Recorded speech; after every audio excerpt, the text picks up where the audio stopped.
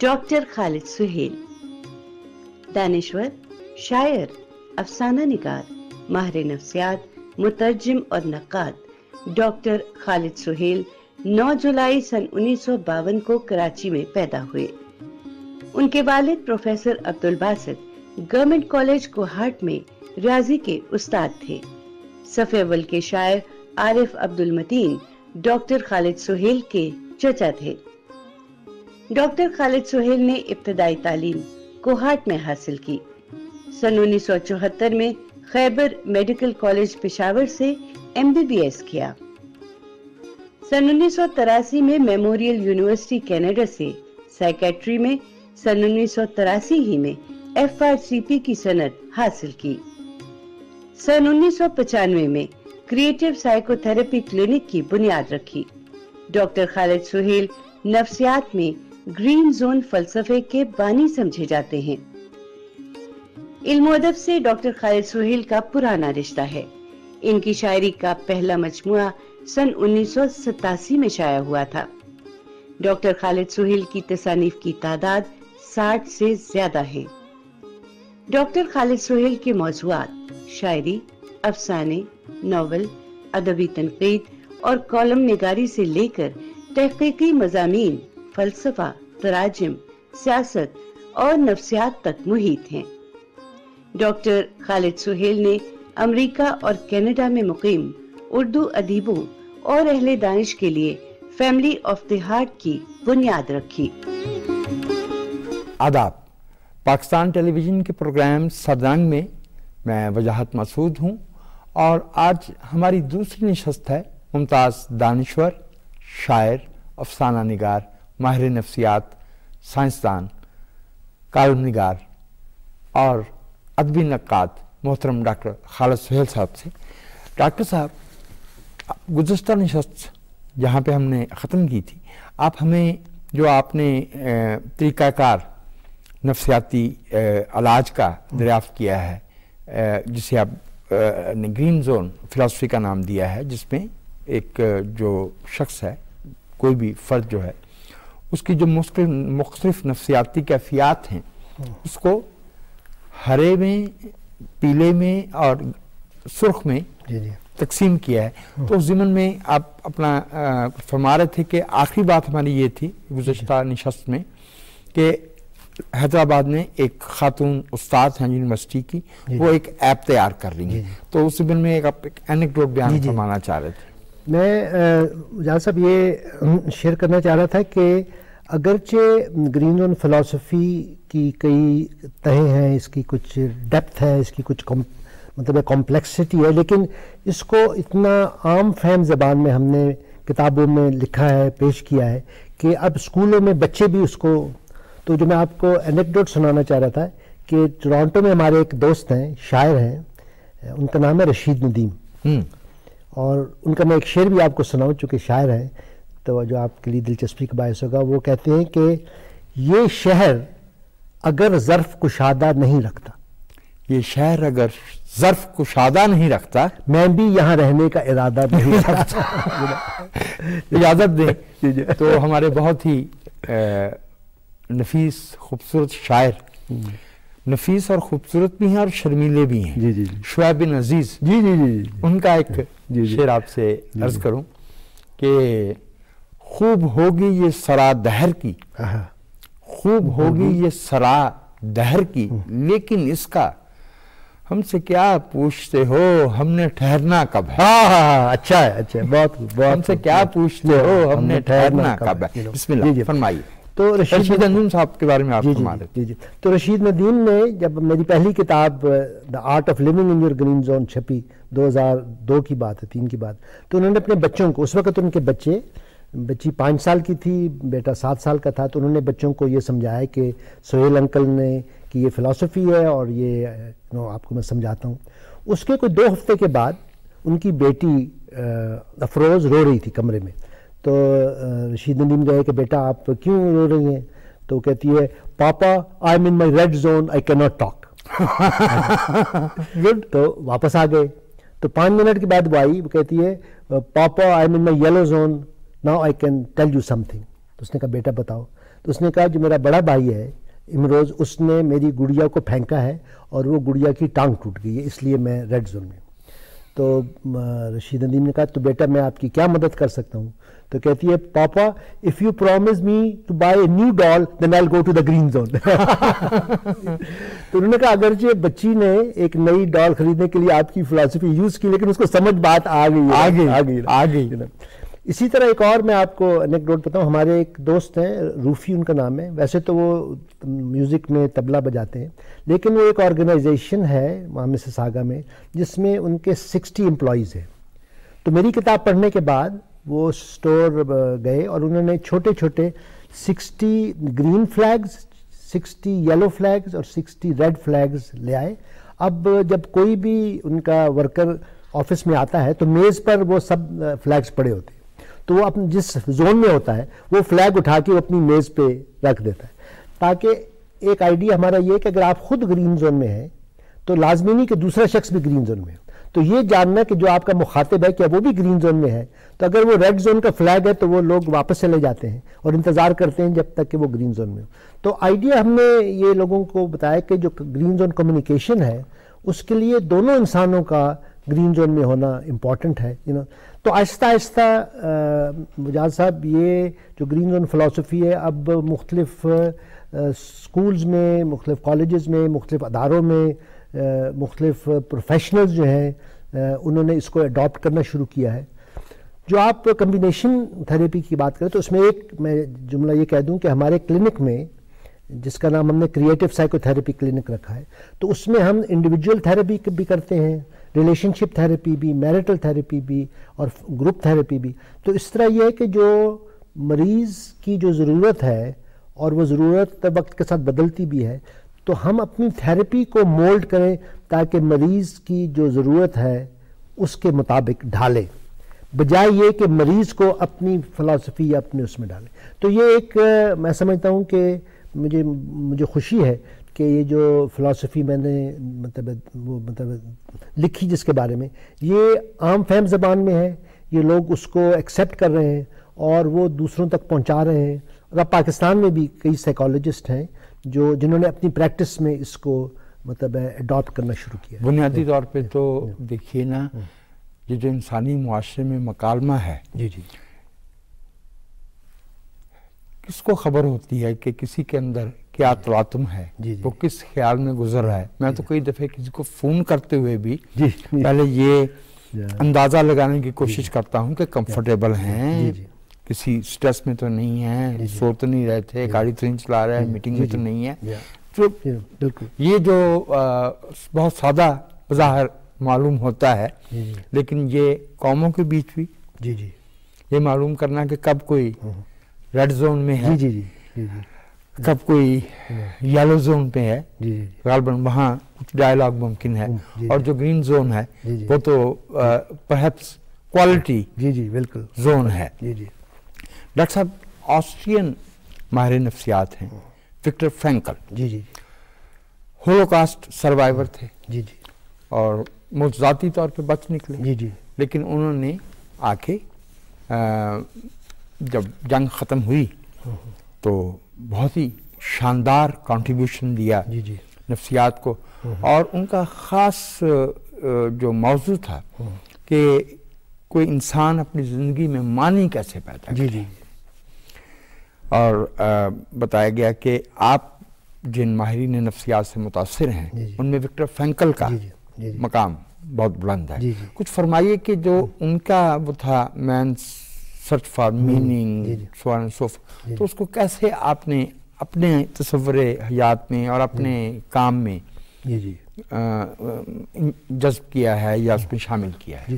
تھوڑا سا ویسے اگر ان کا میں نے تو ایسے موٹی سی ایک آدھ بات بتا دی، اگر آپ ان کا آپ بہتر پوزیشن میں ہیں کہ ان کا قدر پیمائی فرمائیں۔ جی آپ نے کی فیکٹر بتایا۔ دیکھیں وجاہت صاحب، بات نفسیات میں بھی سماجیات میں بھی بات اصل میں یہ ہے کہ انسانی زندگی میں نا سفرنگ ہے، انسان سفر کرتا ہے۔ اب اس سفرنگ کو کم کرنا اور زندگی میں خوشحالی کو بڑھانا، صحت کو بڑھانا. تو یہ تمام ماہرین نفسیات مطلب چاہے فرائڈ ہوں, چاہے یونگ ہوں, چاہے جو ہے ایڈلر ہوں, کوئی بھی ہوں, جی تو تمام رائق ہوں, جی ان تمام کی کوشش تھی کہ آپ نفسیاتی مسائل کو سمجھیں, ان تضادات کو ریزالو کریں اور آہستہ آہستہ آپ انزائٹی سے, ڈپریشن سے, سیڈنس سے. وکٹر فرینکل نے یہ ان کی جو ایک دریافت تھی کہ کچھ لوگ جو 100 لوگ اگر کسی ماہر نفسیات کے کلینک میں جاتے ہیں تو ان کی یہ آبزرویشن تھی, مشاہدہ تھا کہ 80% لوگ تو کسی خاص ذہنی مسئلے یا بیماری کا شکار ہے. ان کو کلینکل ڈپریشن ہے, ان کو اسکیزوفرینیا ہے, ان کو بائی پولر ڈس آرڈر ہے. لیکن 20% لوگ جو ہیں وہ کسی نفسیاتی مسئلے کا شکار نہیں ہیں, لیکن اس کے باوجود ان کی زندگی بے کیف, بے معنی, اور وہ ایک جس کو ہم اگر وجودیت کی الفاظ میں کہیں کہ ایک ایگزسٹینشل نیوروسس ہے, ایک ایگزسٹینشل ڈسپیئر ہے. جیسے میں ایک مریض کا آپ کو بتاؤں, میرے پاس ایک آیا, وہ کوئی 75 سال کا شخص ہے. اس نے مجھے کہا کہ میں جاب سے ریٹائر ہو چکا ہوں, میرے پاس گھر ہے, میرے پاس کار ہے, میرے پاس تمام زندگی کی سہولیات مجھے میسر ہیں, مجھے کوئی پریشانی نہیں ہے, لیکن اس کے باوجود میری زندگی بے معنی ہے, میری زندگی میں کوئی ایسی ایکسائٹمنٹ نہیں ہے, کوئی ایسی انسپریشن نہیں ہے, تو مجھے لگتا ہے کہ I am just existing, I am not living.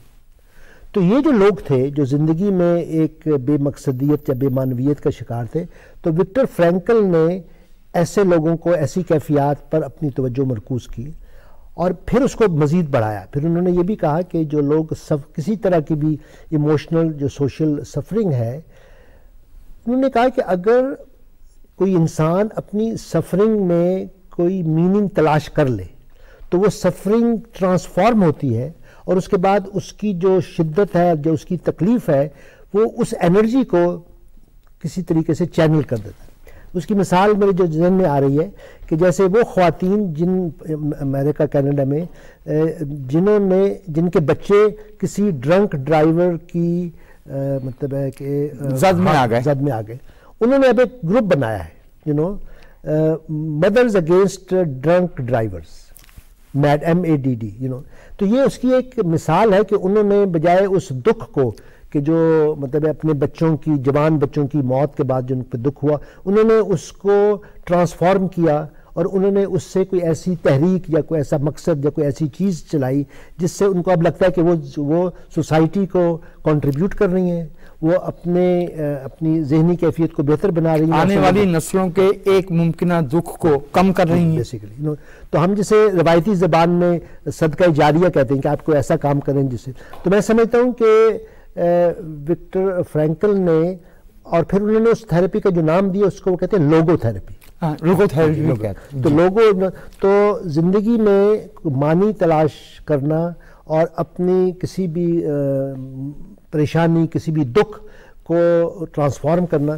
تو میں نے اس کو اس طرح وجاہت صاحب اپنی گرین زون تھراپی میں کیا کہ آخری جو سٹیج ہے 3 roads to green zone life style, تو اس میں ہم کہتے ہیں کریٹنگ, شیئرنگ اینڈ سرونگ, یہ 3 سٹیجز ہیں. تو کریٹنگ یہ ہے کہ میں سمجھتا ہوں کہ ہر بچے میں نیچر, فطرت جو بھی آپ کہیں, ایک خاص نیچر بچے کو ایک گفٹ دیتی ہے. ہر انسان کے پاس ایک گفٹ ہے.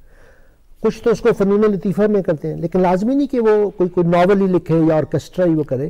میں سمجھتا ہوں کہ بعض خواتین ہیں جو بہت اچھے کھانے بناتی ہیں, بعض کو انٹیریئر ڈیکوریشن کا شوق ہے, بعض کو سوئنگ کا شوق ہے, تو بہت سی ایسی چیزیں جن کے اندر ان کی ایک دلچسپی ہے. تو ہم مریضوں سے کہتے ہیں کہ آپ اپنی زندگی میں ہر روز ایک گرین زون آور, تو گرین زون آور وہ ہے جس میں آپ وہ کام کریں جس کے لیے آپ ایکسائٹیڈ ہوں, جس سے آپ انسپائرڈ ہوں, جس سے آپ کو خوشی ملے, کچھ انبساط ملے. تو وہ جو گرین زون آور ہے وہ ایک ہابی سے ہم شروع کرتے ہیں, تو ہابی سے پھر وہ پیشن بنتا ہے, اور پھر پیشن سے وہ ڈریم بنتا ہے, اور پھر ہم ان کو کہتے ہیں کہ یہ جو آپ جو بھی کریٹ کر رہی ہیں یا کر رہے ہیں اس کے ساتھ آپ ان کو کچھ لوگوں کے ساتھ شیئر کریں. تو کریٹنگ, پھر شیئرنگ, تو شیئرنگ سے وہ ایک فیملی آف دا ہارٹ بنتی ہے. اور پھر تیسرا ہے سرونگ. اب آپ کس طرح اپنی کمیونٹی کو واپس دے سکتے ہیں, اپنی سوسائٹی کو وہ دے سکتے ہیں. تو یہ جو 3 سٹیجز ہیں, کریٹنگ, شیئرنگ اینڈ سرونگ, یہ انڈائریکٹلی ان کی زندگی کو بامعنی بناتی ہیں. تو میں نے اس میں نام آبویسلی جو میری گرین زون فلسفی ہے اس میں تقریباً 10 ایک ماہرین کے آئیڈیاز میں نے مطلب اس میں انٹیگریٹ کیے ہیں. ڈائریکٹلی ان کا نام نہیں ہے لیکن چونکہ آپ نے ڈائریکٹلی پوچھا, تو یہ جو کریٹنگ شیئرنگ سرونگ ہے اس کی انسپریشن جو ہے وہ وکٹر فرینکل کی جو میننگ فل تھراپی یا زندگی کو بامقصد بامانی بنانا. اور اس سے یہ ہے کہ آپ جب لوگ مجھ سے پوچھتے ہیں کہ ڈاکٹر صاحب آپ خوشی کے 2 راز اگر تمام چیزوں کو مختصر بیان کیا جائے تو میں کہتا ہوں کہ خوشی کے 2 راز جو میں سمجھتا ہوں, ایک ہے پیشن اور ایک ہے کمپیشن. یس. تو اگر آپ کی زندگی میں ایک پیشن ہے, جیسے میرے لیے رائٹنگ ایک پیشن ہے اور کمپیشن آپ انسانوں سے ایک ہمدردی, تو جو میری پروفیشنل لائف ہے وہ میرا کمپیشن ہے اور جو کریٹو لائف ہے وہ میرا پیشن ہے. اور یہی میں لوگوں کو, اپنے دوستوں کو, عزیزوں کو, مریضوں کو کہتا ہوں کہ زندگی میں کوئی پیشن ہونا چاہیے اور انسانی ہمدردی. چونکہ آپ تو جانتے ہیں کہ میں ایک انسان دوست شخص ہوں, تو انسانیت کے لیے جو آپ کی ہمدردی ہے وہ آپ کا کمپیشن, وہ آپ کا کمپیشن ہے, وہ آپ کی ایمپیتھی ہے, وہ دنیا کو بہتر بنانے میں. میں اسے اپنی سادہ لوحی میں کہا کرتا ہوں کہ وہ ہمارے یہاں آنے کا اور رہنے کا جواز ہے. جی بالکل بالکل بجا. ڈاکٹر صاحب ایک وقفے کے لیے جانا ہے. اچھا ٹھیک, ہم واپس آتے ہیں اور ہم یہیں سے ناظرین ڈاکٹر خالد سہیل سے ایک وقفے کے بعد اپنی گفتگو جاری رکھیں گے. آپ ہمارے ساتھ رہیے گا پاکستان ٹیلی ویژن کے پروگرام صدرنگ میں.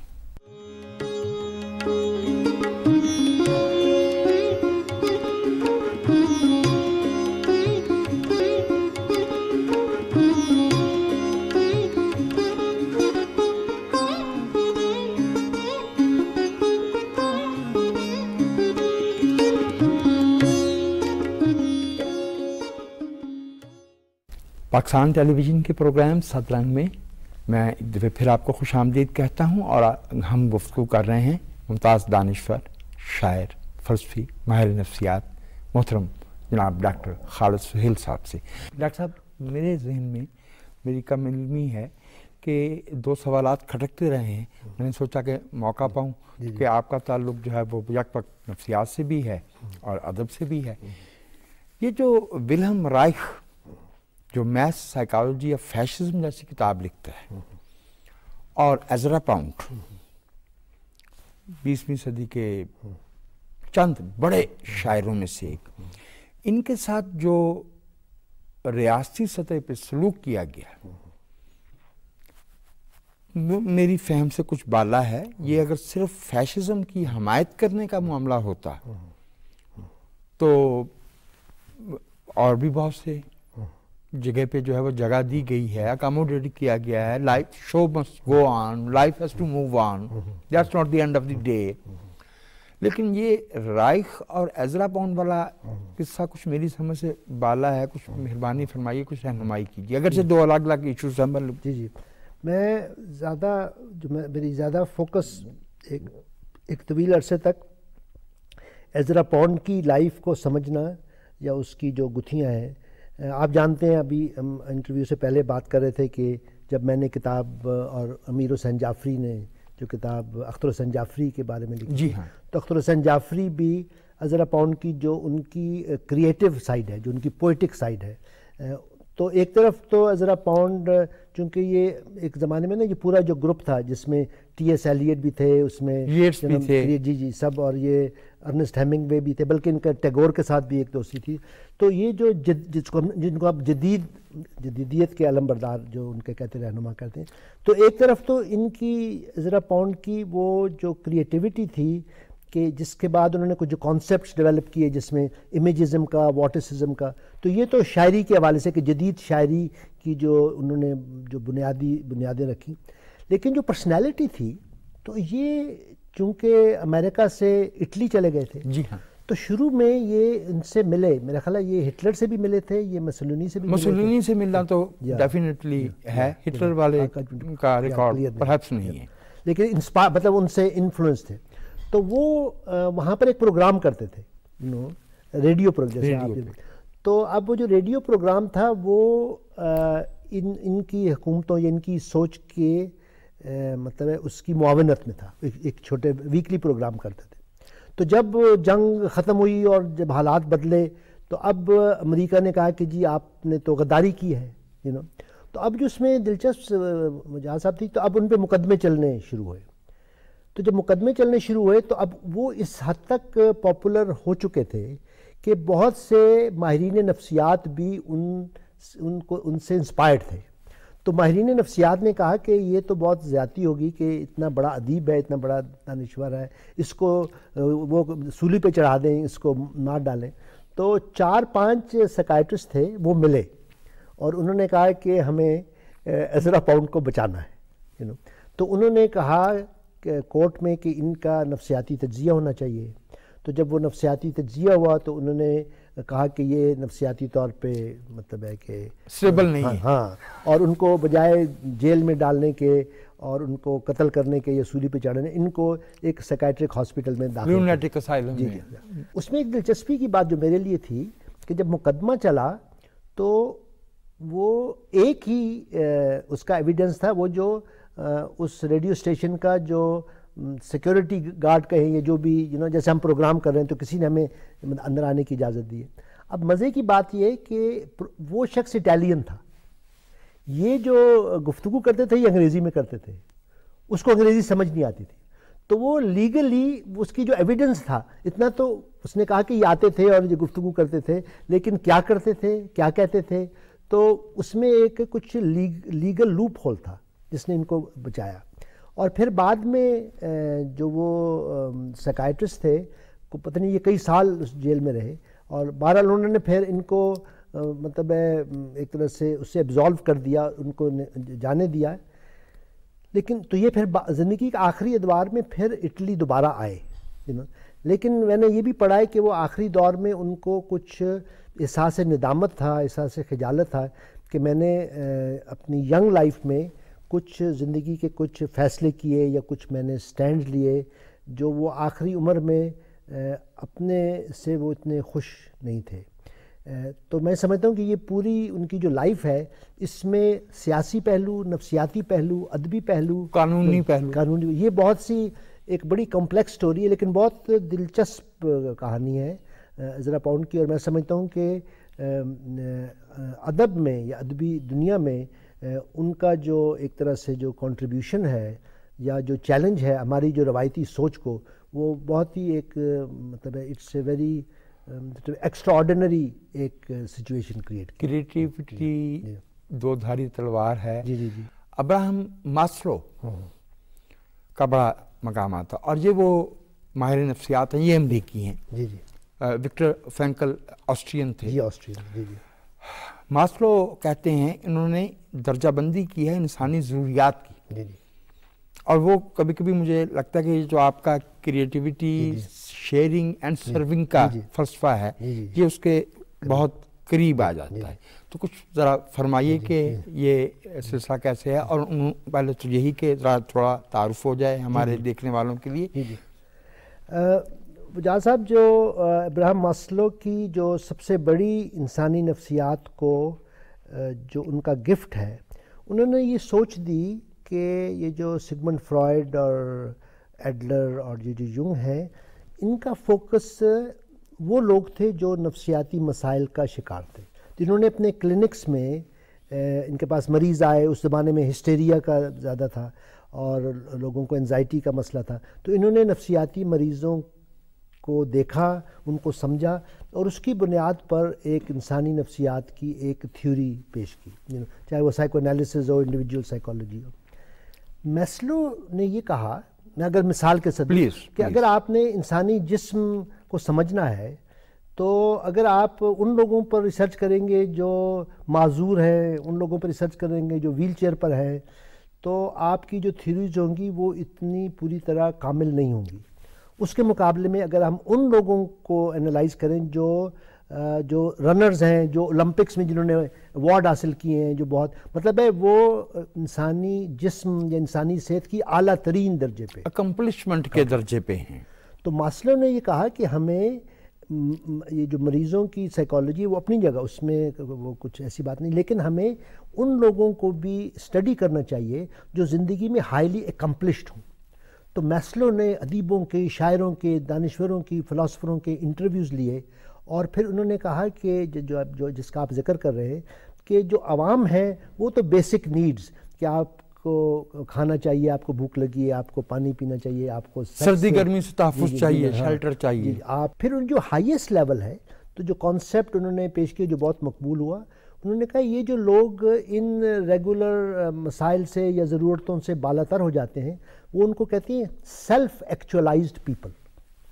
اب یہ جو سیلف ایکچولائزڈ پیپل ہیں، اگر آپ ان کے انٹرویوز پڑھیں تو وہ یہ کہتے ہیں کہ یہ جو سیلف ایکچولائزڈ پیپل ہیں ان کا جو پیشن ہے، ان کا جو زندگی کے بارے میں سائنس ہو، نفسیات ہو، فلسفہ ہو یا سیاسی وہ کارکن ہے، مطلب ہے ان کے جو آدرش ہیں وہ آدرش ان کو عام انسانوں سے ایک سطح اوپر لے جاتے ہیں. تو یہ میں سمجھتا ہوں کہ میسلو کی پھر ایک اور بات جو میسلو نے کی، انہوں نے جو روحانی تجربات تھے وہ روحانی تجربات جو میسلو سے پہلے مذہبی کتابوں میں کہ جی صوفی سنت سادھو ان کی بایوگرافیز میں ملتے تھے، انہوں نے ان تجربات کو انسانی تجربات سمجھتے ہوئے ان کو نفسیاتی طور پہ سمجھنے کی کوشش کی. یہ میں سمجھتا ہوں ان کی بڑی کنٹریبیوشن ہے.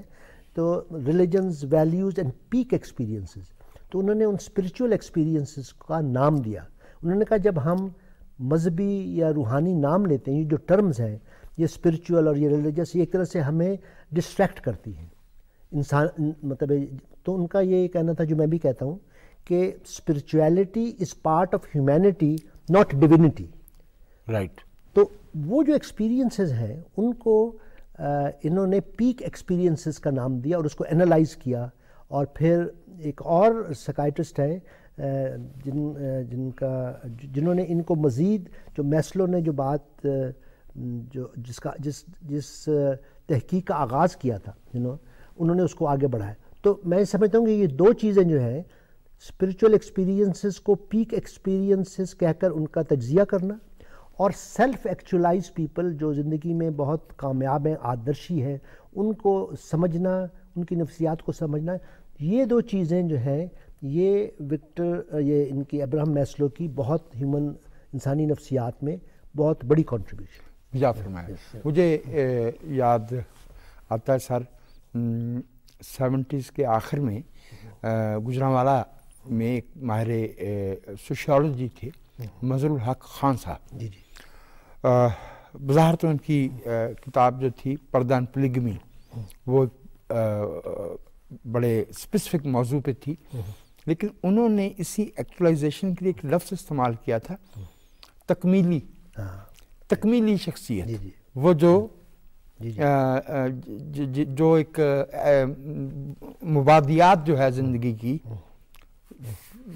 سونا جاگنا اور صبح سے شام کرنا، اس سے اوپر اٹھ جاتے ہیں اور ایک اگلے سفیر میں پہنچ جاتے ہیں. ڈاکٹر صاحب کینیڈا میں رہتے ہوئے، خیر آپ کے نارتھ امریکہ میں بھی، یورپ میں بھی آپ کے رابطے تو کم و بیش ہر جگہ پہ ہیں.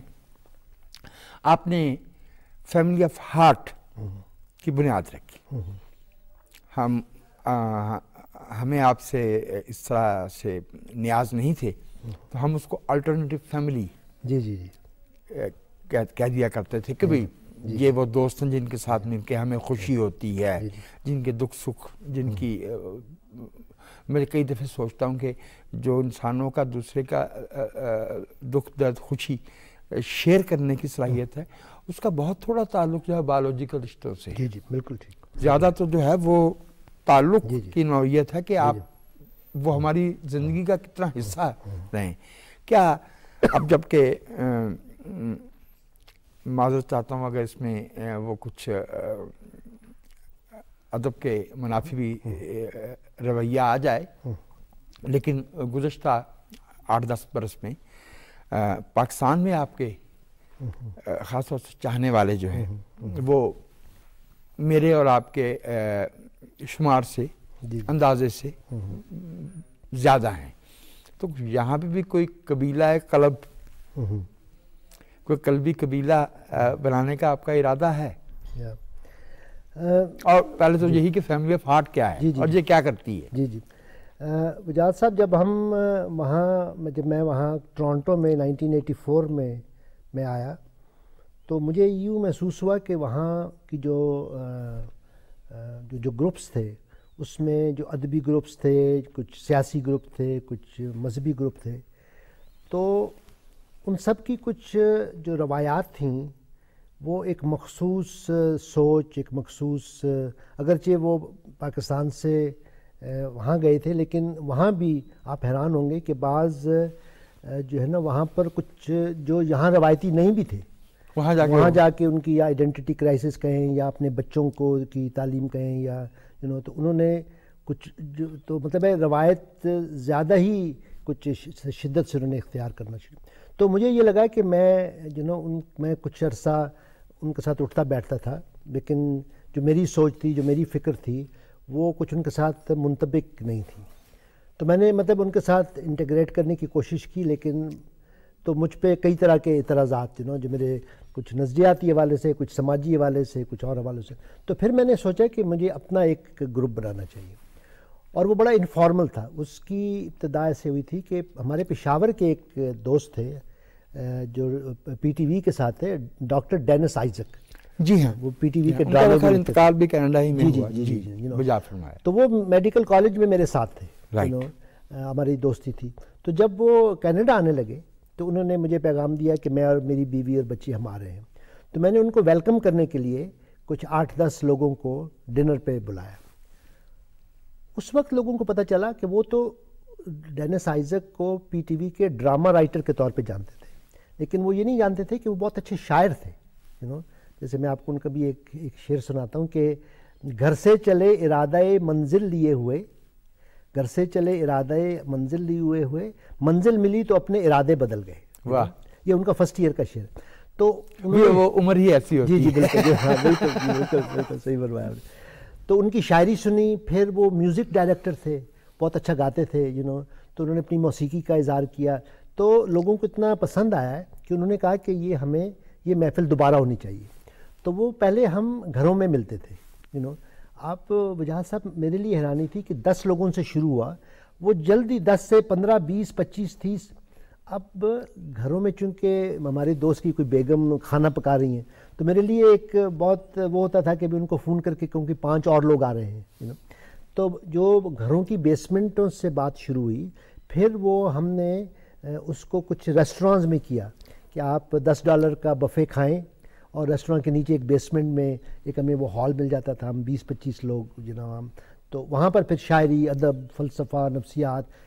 وہ جیسے انگلینڈ میں ہائیڈ پارک ہے، تو ہمارا یہ تھا جو ایک لفظ جو تھا وہ ڈائلاگ کا تھا کہ آپ جو بھی آپ کی زندگی میں جو بھی آپ کی سوچ ہے. پھر ہم نے لائبریریز میں کمرے بک کروانے شروع کیے. کووڈ کی وجہ سے پھر بعض ہم نے یہ آن لائن پروگرامز کیے. تو اس کا مطلب یہ فائدہ یہ ہوا کہ ہم پروگرام ٹورانٹو میں کرتے تھے، لیکن اس میں کوئی پاکستان، انڈیا، یورپ کے لیکن ایسا بات یہ تھی کہ وہ لوگ جس کو میں کریٹو مائنورٹی کہتا ہوں، اکثر کی جو فیملیز تھیں وہ بہت روایتی. تو یہ غیر روایتی لوگ، جو فنکار لوگ، جو دانشور لوگ، ان کی فیملیز، ان کی کمیونٹیز، تو بیسیکلی جتنے بھی راندہ درگاہ تھے ہم نے سب کو جمع کیا. ہم نے کہا کہ آپ یہاں آئیں، آپ ہمارے دوست ہیں، اور مردود حرم یہ بات ساری تھی ان کو ہم نے جمع کیا. اور وہاں سے وہ پھر جو 7-8 لوگوں سے بات شروع ہوئی، پھر 700، پھر حتیٰ کہ میرا خیال ہے اب ہمارے جو دوست پرویز صلاح الدین اور رفیق سلطان جو اس میں شامل ہیں، وہ تو کہتے ہیں کہ اب کئی ہزاروں میں، جیسے آپ نے کہا کہ اب وہ ہزاروں میں ہیں اور دنیا میں پھیلے ہوئے ہیں. اور وہ تو اب لوگوں کو، تو میں نے تو کبھی اس کو مطلب ہے کوئی شعوری کوشش نہیں کی، لیکن دوست چونکہ وہ محبت کرتے ہیں، پیار کرتے ہیں، تو کبھی کبھی وہ کہتے ہیں کہ جی ہم اپنے شہر میں ایک فیملی آف دا ہارٹ نہ بنا لیں تو ہم کہتے ہیں جی آپ ضرور بنائیں اگر آپ بنانا چاہتے ہیں. لیکن مقصد تو ایک نام ہے. مقصد یہ ہے کہ وہ لوگ جو غیر روایتی سوچ رکھتے ہیں، جو کریٹو پرسنالٹیز رکھتے ہیں، ان کو ایک موقع، ایک سپیس، ایک مطلب اسٹیج پرووائڈ کیا جائے کہ وہ اپنے جذبات کا، خیالات کا اظہار کریں، اور انہیں کسی قسم کی کوئی کسی قسم کا خوف نہ ہو، ججمنٹ کا بیسیکلی نا. تو ہم نے سیمینارز کیے اور بہت ہی متنازع فی موضوعات پہ کیے، اور تو ہم کو میرے خیال 15-20 سال سے یہ کرتے رہے، اور بہت لوگوں کا فیڈ بیک بہت پازیٹیو رہا. ہم نے ایک وقفے کے لیے جانا ہے. اچھا ٹھیک ہے. ناظرین، ڈاکٹر خالد سہیل سے ایک وقفے کے بعد اپنی گفتگو جاری رکھیں گے. آپ ہمارے ساتھ رہیے گا پاکستان ٹیلی ویژن کے پروگرام صدرنگ میں.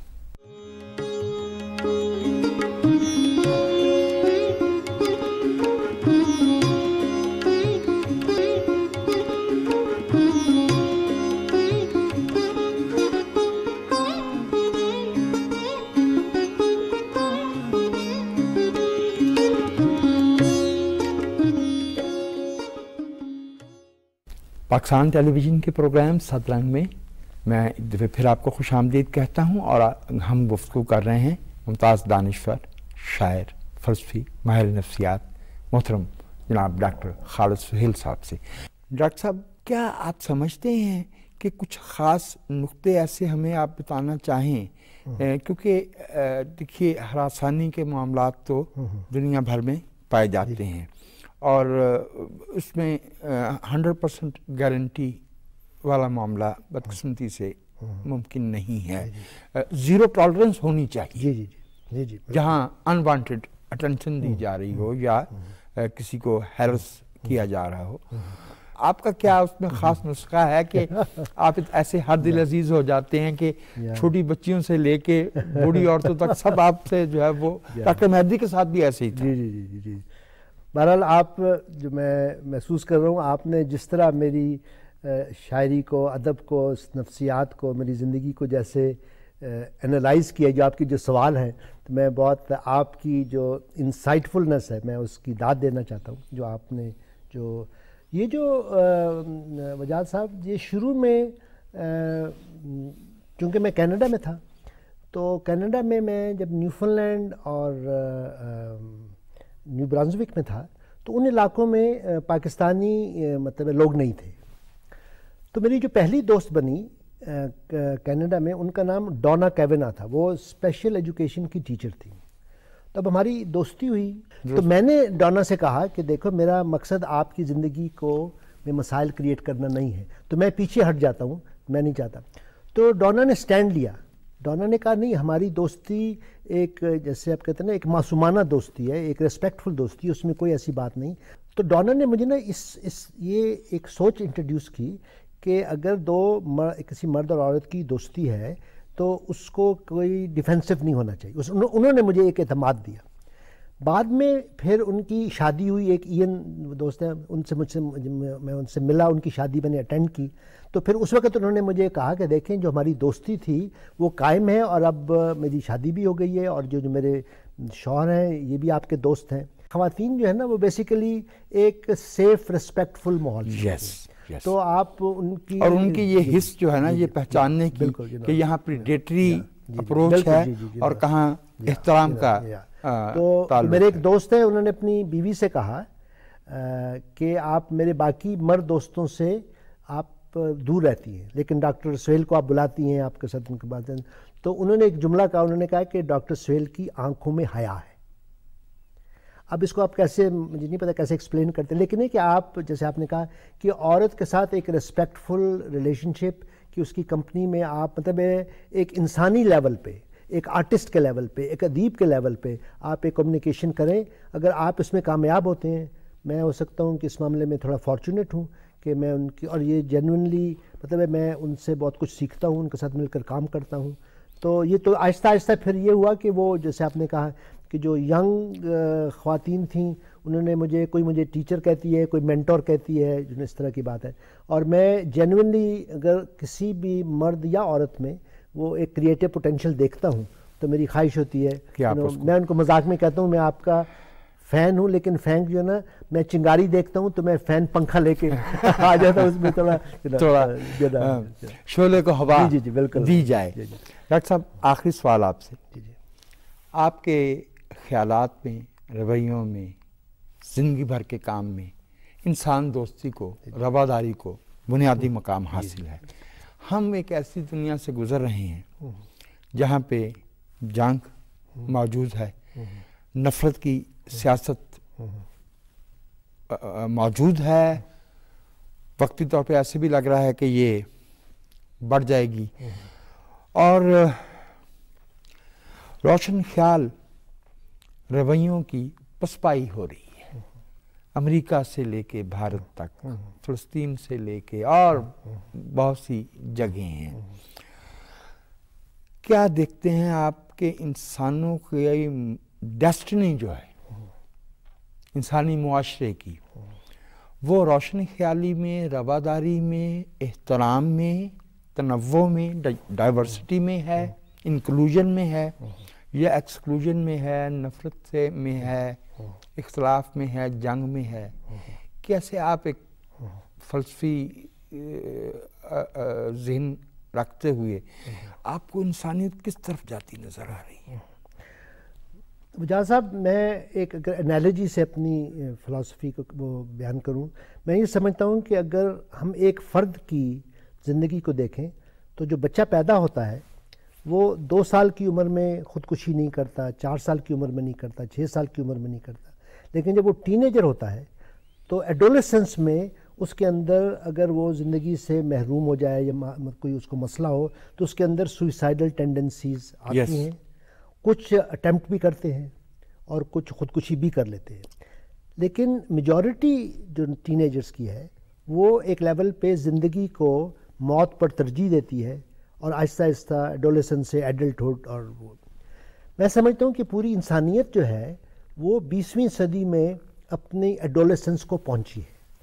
جب ہم نے اٹامک بام اور ویپنز آف ماس ڈسٹرکشن دریافت کیے تو پہلی دفعہ 20ویں صدی میں یہ ممکن ہوا کہ اگر انسان اجتماعی خودکشی کرے، اگر دنیا کے 10 ممالک ان کے جو پولیٹیکل لیڈرز ہیں وہ اگر چاہیں کہ ایٹم بم سے، ہائیڈروجن بم سے وہ کر سکتے ہیں، تو یہ ایک ایسی صورتحال ہوئی جس کے بارے میں برٹن رسل نے، آئنسٹائن نے، انہوں نے، فرائڈ نے، انہوں نے پیس کی تحریکیں چلائیں اور ایٹامک بم کے بارے میں جو ان کے تنازعات ہیں.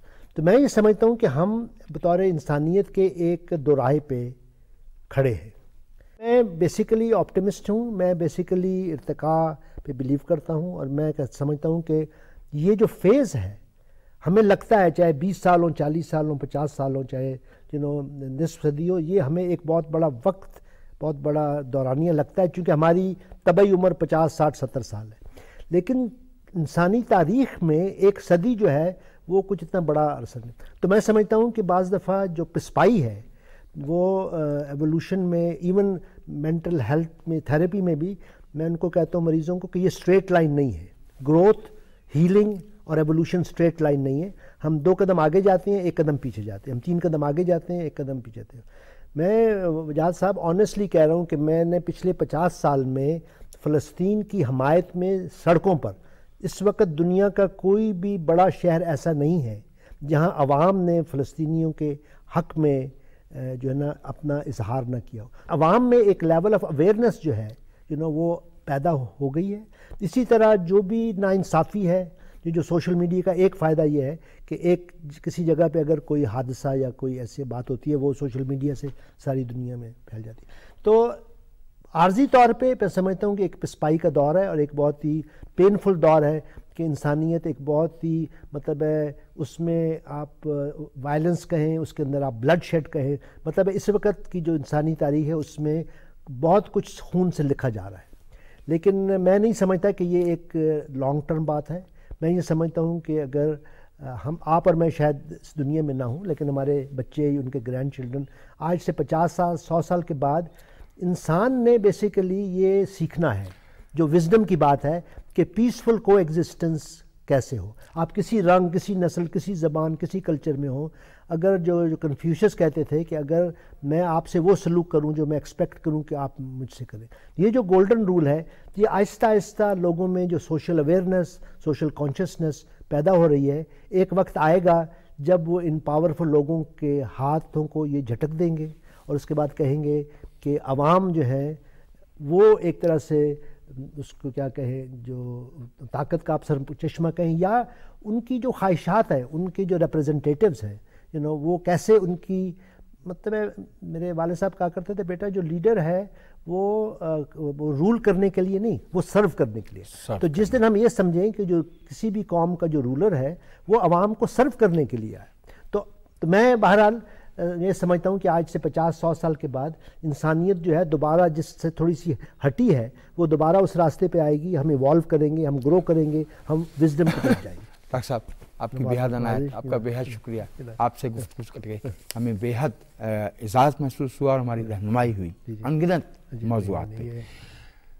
ناظرین، پاکستان ٹیلی ویژن کے پروگرام صد رنگ میں ہم گفتگو کر رہے تھے ممتاز دانشور، شاعر، افسانہ نگار، ماہر نفسیات اور کالم نویس محترم ڈاکٹر خالد سہیل صاحب سے. آج تک کے لیے اتنا ہی، پھر ملاقات ہوگی. آداب.